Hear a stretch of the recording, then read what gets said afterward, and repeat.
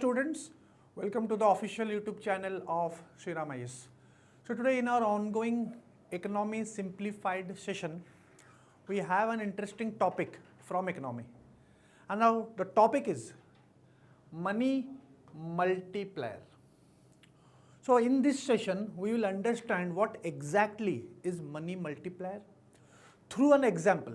हम example के through explain करेंगे, ठीक है?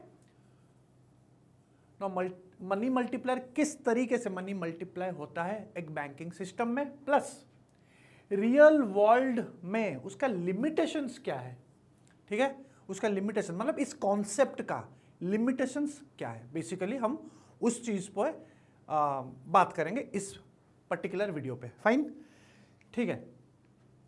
सो बेसिकली होता क्या है, जब बैंक्स के पास हम कोई भी डिपॉजिट करते हैं, ठीक है, बैंक्स के पास हम कोई भी डिपॉजिट करते हैं, बैंक सारे के सारे डिपॉजिट को एक साथ यूज नहीं करता है, बेसिकली ये चीज है. So banks do not keep all money locked in the vault.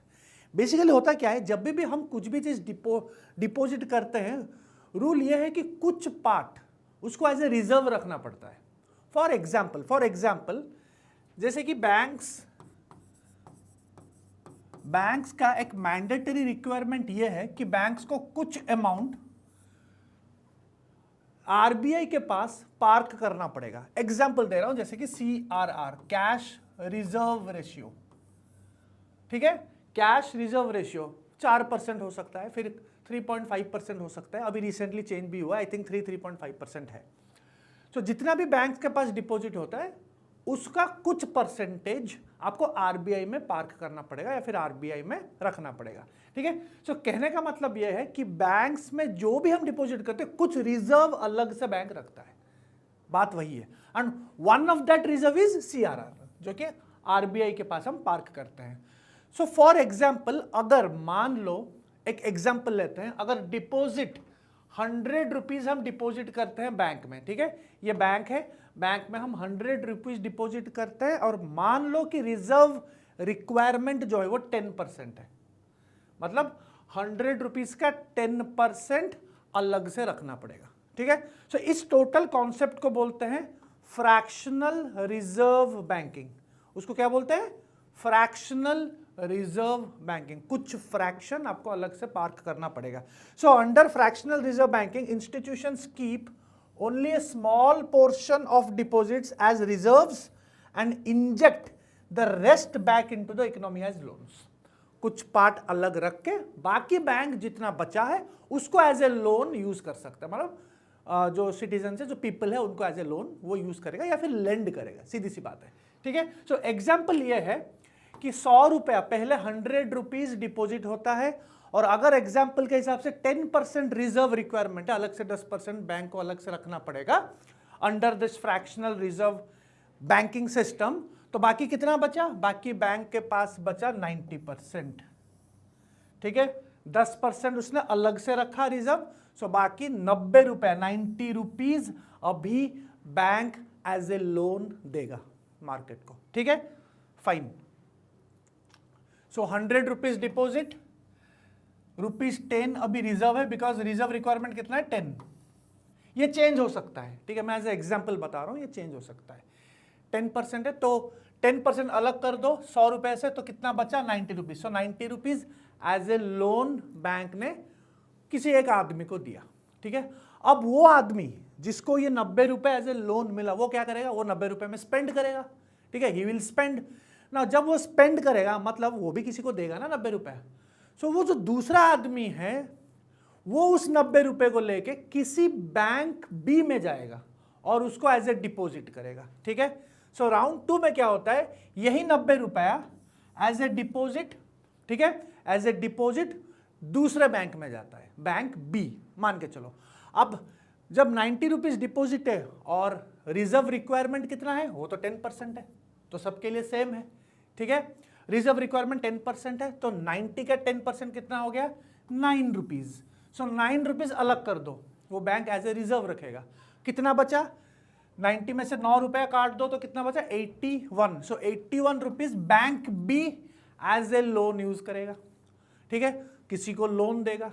जिसको लोन दिया उसने ये 81 रुपीज को यूज करेगा, स्पेंड करेगा किसी और को देगा, जिसी और को देगा 81 रुपीज, वो आदमी एक बैंक सी में जाएगा, वो भी डिपॉजिट करेगा।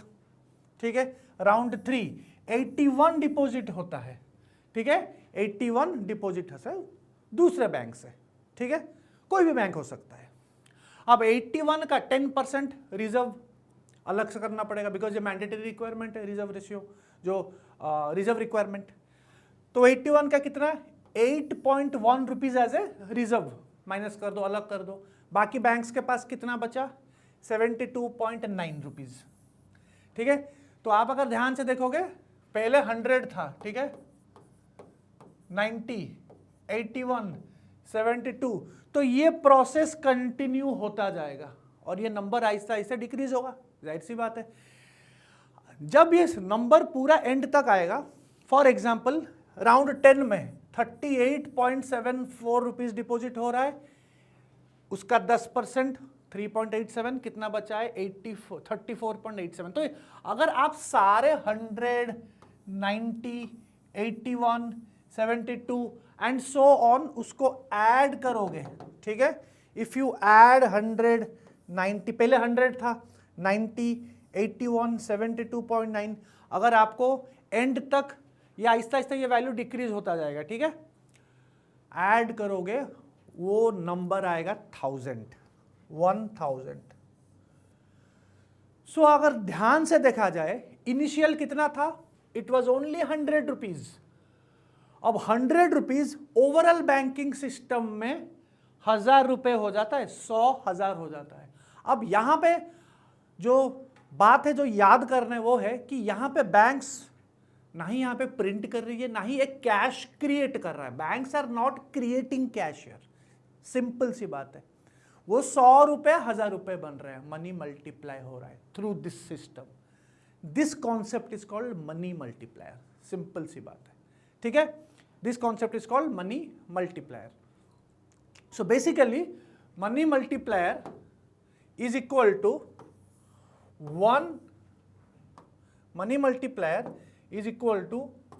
1 by reserve ratio. Money multiplier is equal to 1 by reserve ratio, 1 by R। Reserve ratio जितना है 1 by R। ठीक, सो यहां पे इस एग्जांपल के हिसाब से 1 by हमारा रिजर्व रेशियो कितना था, 10% था, that is 0.1, that is equal to 10। So initial deposit 100 था, इंटू 10 करोगे 1000। This is how money multiplier concept works. अगर रिजर्व रेशियो बढ़ता है, मनी मल्टीप्लायर कम होगा। रिजर्व रेशियो अगर बढ़ता है, रिजर्व रिक्वायरमेंट अगर बढ़ता है, तो इसका मतलब ज्यादा पैसा आपको अलग से रखना पड़ेगा। तो लेंड करने के लिए कम पैसा रहेगा बैंक्स के पास, तो लेंड अगर कम ही करेगा तो मनी मल्टीप्लायर भी कम होगा, सीधी सी बात है। So this is the equation, inversely proportional. Fine, ठीक है। So because people deposit money, banks lend most of it and those loans re-enter the banking system। फिर से बैंकिंग सिस्टम में री-एंटर करते हैं। अभी हमने एग्जांपल में देखा, बैंकिंग सिस्टम की बात हो रही है, हम एक बैंक की बात नहीं कर रहे हैं। 10% reserve requirement mathematically guarantees 10 into x, 10x multiply हो जाएगा अगर 10% का अगर यहाँ पे रिक्वायरमेंट है।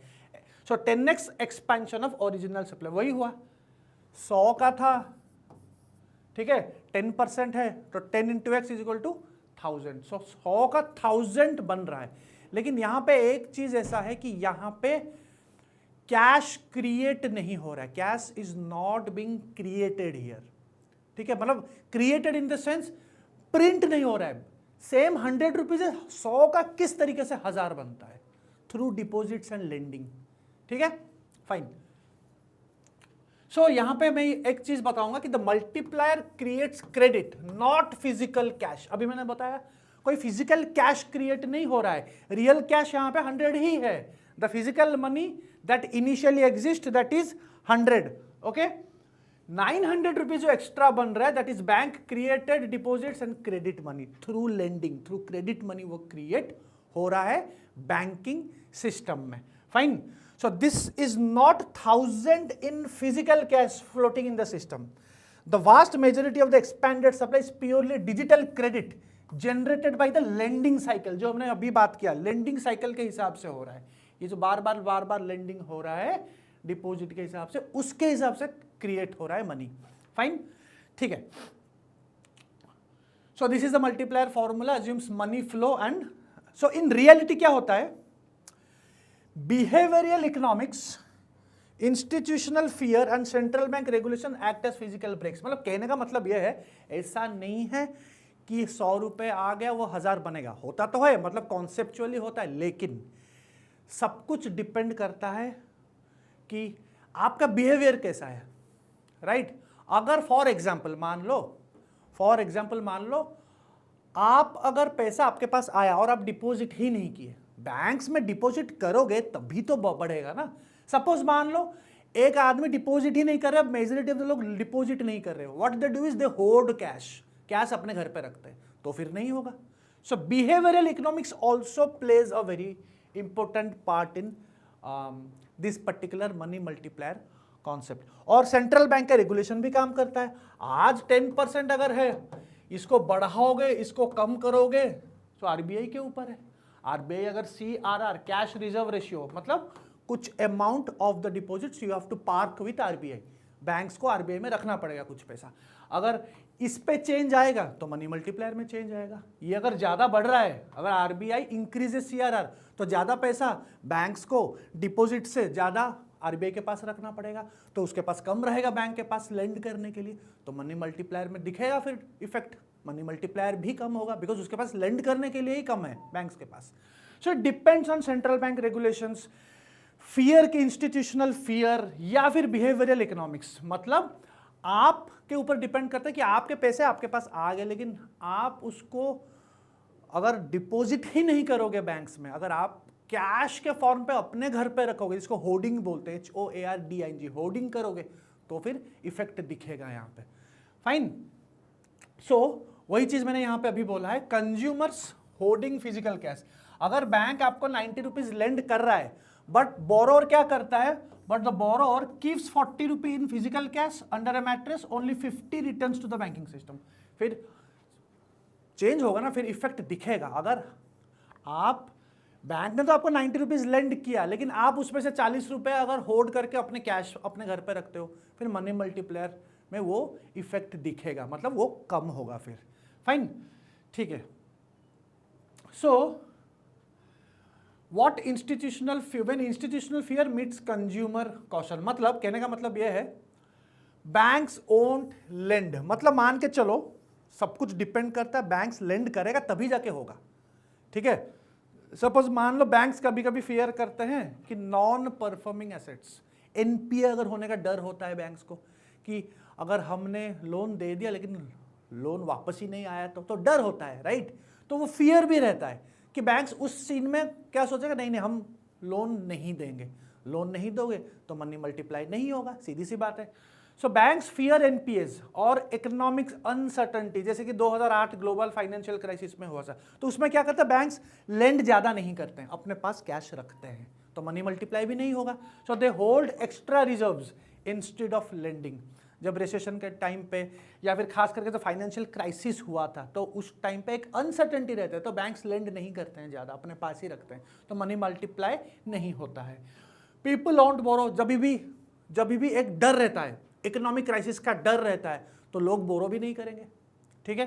People don't borrow, business fear करते हैं, ठीक है। तो ये सारी चीजें भी मैटर करता है। कहने का मतलब ये है कि ये कॉन्सेप्ट ऐसा नहीं है कि वो थ्योरी जो हमने पढ़ा है वो हमेशा होता है, it depends on multiple factors also, that is my point here. Fine, central bank intervention, central bank भी CRR को चेंज कर सकता है, बढ़ा सकता है, कम कर सकता है। तो when central bank that is RBI changes CRR, cash reserve ratio change करेगा, तो उसका इफेक्ट भी मनी मल्टीप्लायर में दिखेगा। तो these are all the factors which also influence the money multiplier concept. Okay, तो ये सारी की सारी चीज मैंने लिखा है कि मैकेनिज्म ऑफ फेलियर, मतलब मनी मल्टीप्लाई कॉन्सेप्ट किस तरीके से काम नहीं करता है कुछ कुछ जगह पे। जब पीपल कैश अपने पास रखेंगे, बैंक्स लेंड नहीं करेगा, पीपल बोरो नहीं करेंगे, RBI रेस्ट्रिक्ट कर देगा, CRR बढ़ा देगा, कैश रिजर्व रेशियो बढ़ा देगा, अभी हमने बात किया, ठीक है। So these are all the points which limits this particular concept. ठीक है, वही चीज मैंने यहाँ पे और एक बार लिखा है। So this is what the concept of money multiplier. It's money multiplier का जो कॉन्सेप्ट है एंड उसका जो लिमिटेशन है हमने अभी डिस्कस किया। So that's all for today. Will come up with one more topic in our next session. Thank you.